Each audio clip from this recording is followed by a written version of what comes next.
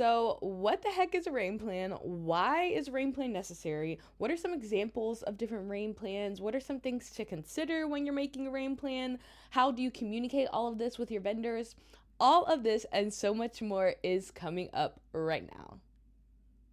Hello, and welcome to the channel if you're new here, or welcome back if you are not. My name is Kayla, and I'm the owner and lead wedding planner here at Transformed Events, where we help DIY couples to ball out on a budget.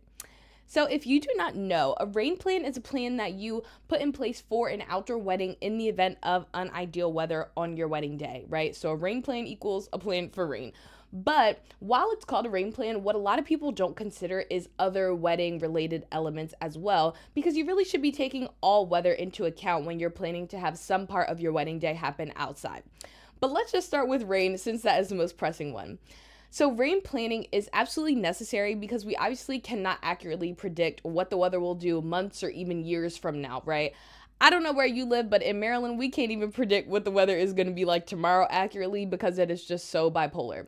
And it's really not good enough to just hope for the best case scenario. And it's also not good enough to have no rain plan. And I've actually heard a couple say this before to me, that for the past 8 years on this day, it hasn't rained. So it's probably not going to rain, right?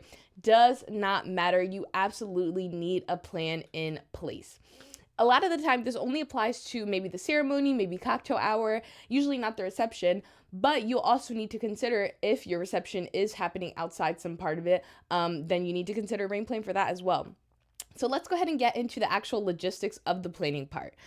So one of my personal go-to favorite rain plans is to move the ceremony into the reception space and have guests seated at their tables. And so in this case scenario, usually the couple and the officiant will be standing in the middle of the dance floor. Maybe we have a couple of chairs set up for like immediate family, for wedding party, things like that. But the majority of the guests are seated at their tables, and the ceremony is just happening inside of the reception room.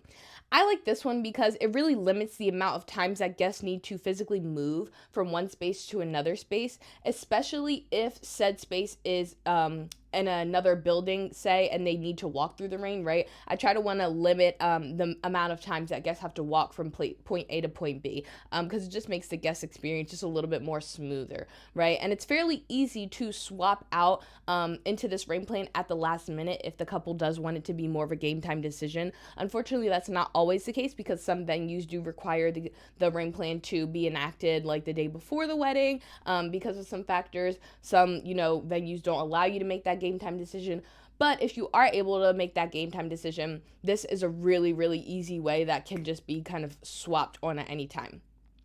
One of the cons of this plan is that it does eat into your setup time, though. So if you have a complex setup, like say you have, a lot of DIY stuff that needs a lot of time to be set up, or, you're bringing in a ton of different vendors and they need more time than what this plan allows them to have, this might not be the best option for you.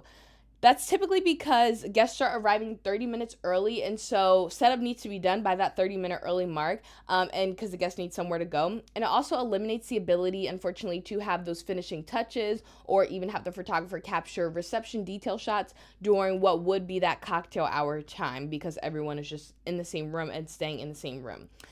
However, it's really not the end of the world if the venue is flexible on timing, because your vendors can maybe get there earlier than you had originally planned if the venue is flexible, or if you have the venue, say, for an extended amount of time before the ceremony takes place.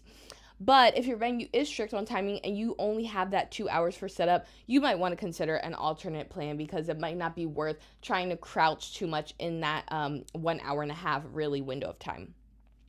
One of the rain plans that I absolutely disdain with a passion, but I am including it for the sake of full awareness for you to make the best decision for your own wedding day, is a room flip.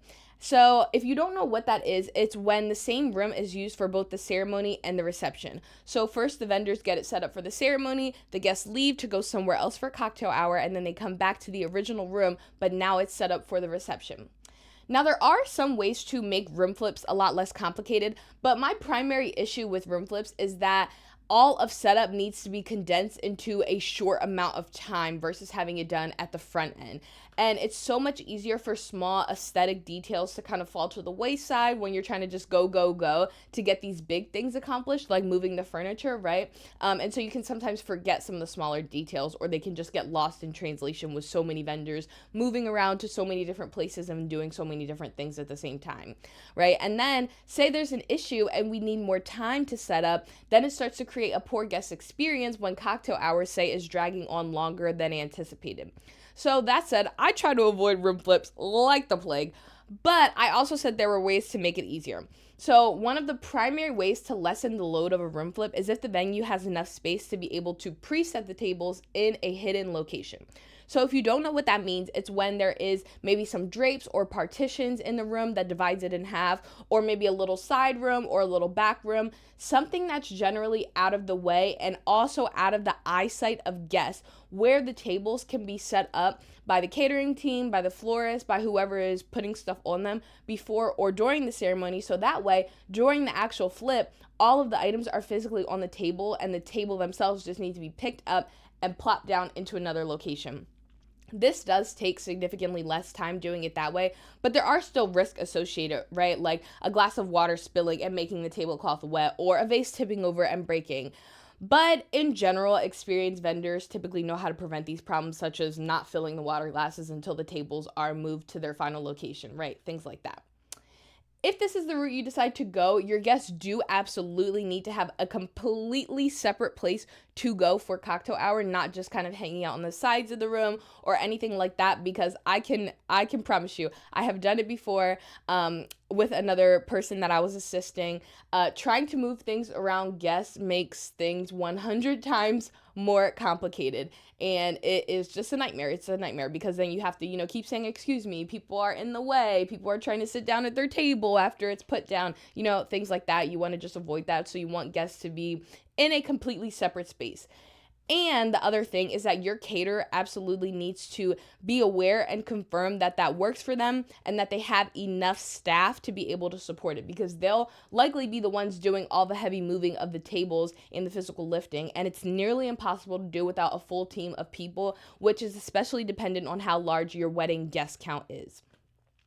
So now there are plenty of other options, but for the sake of this video and keeping it to a reasonable length, we're not going to get into every single possibility there are, because I want to still talk about some other factors that you need to consider and practical next steps. But first, let me know of some other rain plans that you've seen done or are considering down in the comments. So first things first to consider, let's chat about what I mentioned earlier with planning for all types of different weather considerations. So what are you going to do if it's lightly misting and not a full rain, right? I literally had a couple before who said, I don't care, I'm getting married outside no matter what. So it was a pretty hard mist, I'm not going to lie. And the guests were really uncomfortable, not too happy. But the couple was happy, and that's what mattered to them. So what is your cutoff line in terms of it's just misting, or it's a full downpour, or lightning and thunder, anything like that, right? And then something else is, what kind of area is this taking place in? And what if the sun is beaming down so bright, right? Making your guests hot, potentially getting them sunburned, or they can't see because of the glare. Is there some place for them to get some shade? Will there be water readily available to them? Will you have a basket of sunblock nearby? Maybe even some bug spray, things like that. Okay, and then what if it's excessively windy? How will you prevent your programs from blowing away? What will you do if your hair keeps blowing in your face like this the whole entire ceremony, right? Are there a lot of trees or dirt nearby that could potentially keep blowing at you and causing discomfort, right? And then what if you're getting married in winter and it starts snowing? Are you treating that the same as a rain plan, or will you still want to be outside? Will you offer guests blankets to warm up? Will there be a hot drink they can sip on, right? All of these things are things that you need to consider. Yes, this day is about you. Yes, you should absolutely do whatever it is that is going to make you happy. But at the end of the day, you also want to at least consider the guest experience, because I can personally tell you that no matter how much your guests love you, no matter how happy they are for you, whatever the case may be, they will leave if they are uncomfortable enough. I have seen it time and time again, and it usually makes a couple at least somewhat upset, because, they paid all this money for people to not even stick around. Then you waste food. The room looks smaller. Looks more empty. If you have something like a sparkler send-off, right, the pictures might look less full, things of that nature.